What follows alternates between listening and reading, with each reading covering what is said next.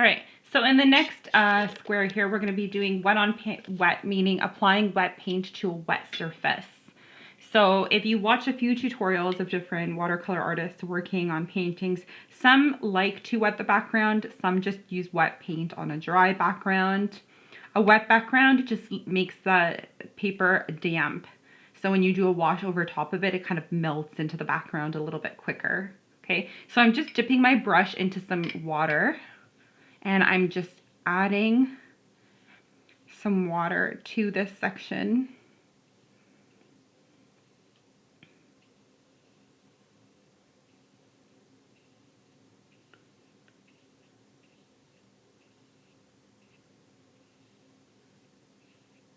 Just making this section nice and wet. So now when I go back to my wash, I'm going to do a light blue wash over top of it. I get my water down blue and I put it on top. It just tends to melt into the background a bit more.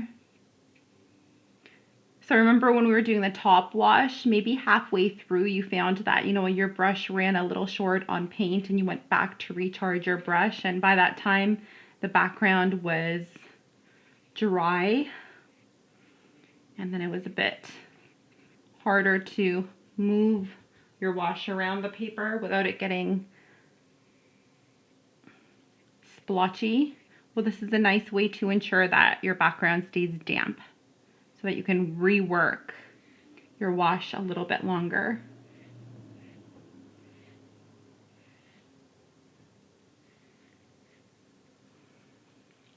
Okay, while this background is good and wet, let's play around with another color of paint on top of it. I'm gonna go ahead and mix some green with some water to create another wash.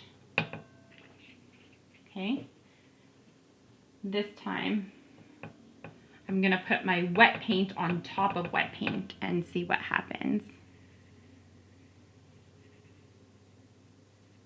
Okay, so it kind of melts into the background.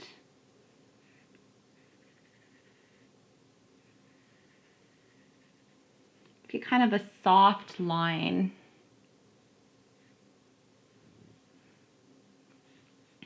And you can, again, you can play around with different marks and see what happens when there is wet on wet. It gives you a really soft, blurry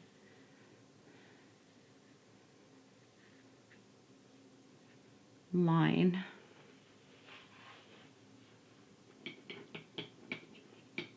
And in many cases, you want this really soft, cloudy feel to your brush work. Okay, but notice when you've got a wet color on top of another wet color, the two colors kind of alter each other.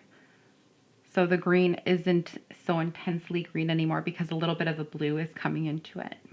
Very hazy, okay? And you'll notice that when you try wet paint on top of a dry background, which we'll do next here, you'll see the difference, okay? And we did it yesterday, so I'll give you a sneak peek. This is what the wet on dry looked like, and then this is the wet on top of the dry background. So your brushwork will be much crisper if you let the background fully dry.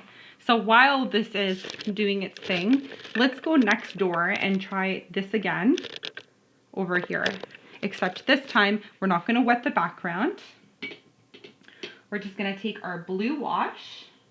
So again, you can make a blue wash by mixing a little blue paint with some water.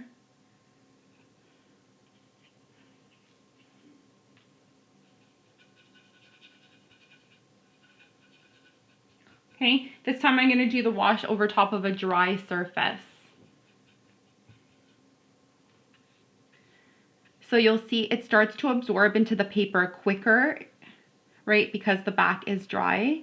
So when you do a wet wash on top of a dry surface, you want to move fast and you want to keep on loading up your brush really quickly because it tends to dry into the area that it's on a lot quicker. And if you don't work with it really quickly, you might get streaky.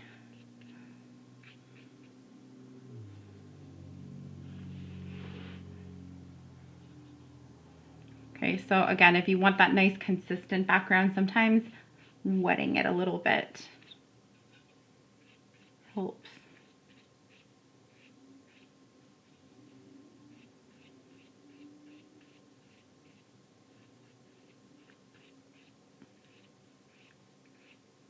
Okay.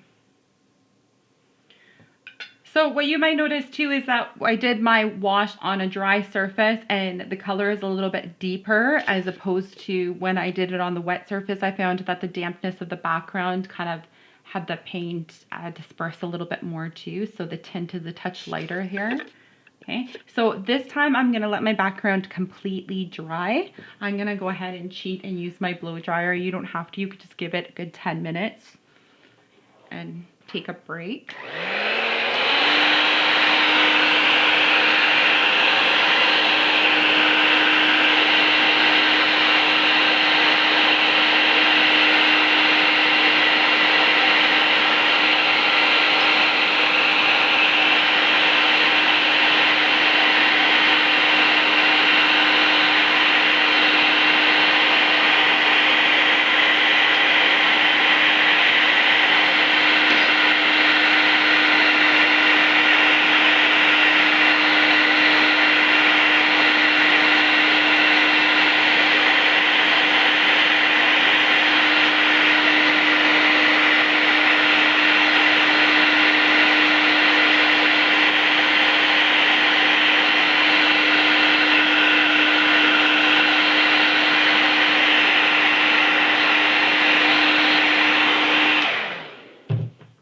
Right, so this time I'm going to go ahead and mix some of my green paint with some water, okay, and I'm going to try the exact same mark makings, but on top, this time I'm adding wet paint on top of a dry background.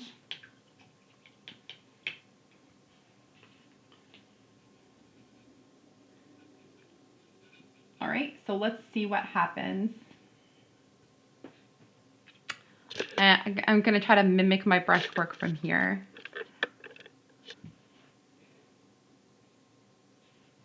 I'm going to add a little bit more green.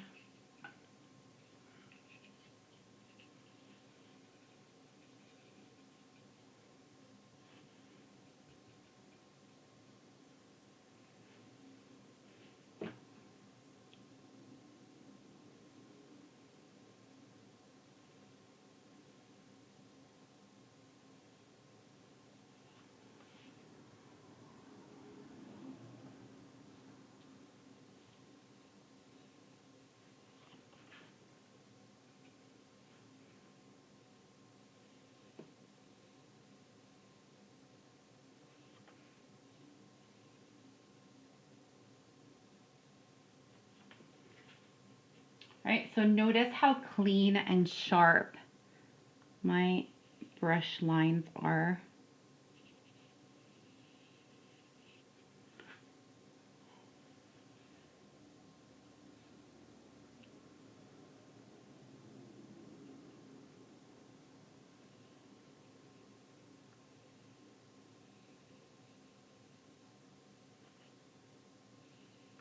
So you know when you're working on your landscape, right, when you work up to the foreground where things seem more close to you, like trees and other details, and you want the color to be a little bit richer and you want the branches and the small details to be very vivid and clear, you obviously want to start working with your wet paint on a dry surface, whereas the background of your image is going to be a little bit fainter and blurrier. So you might start off with more wet on wet and then work up to dry.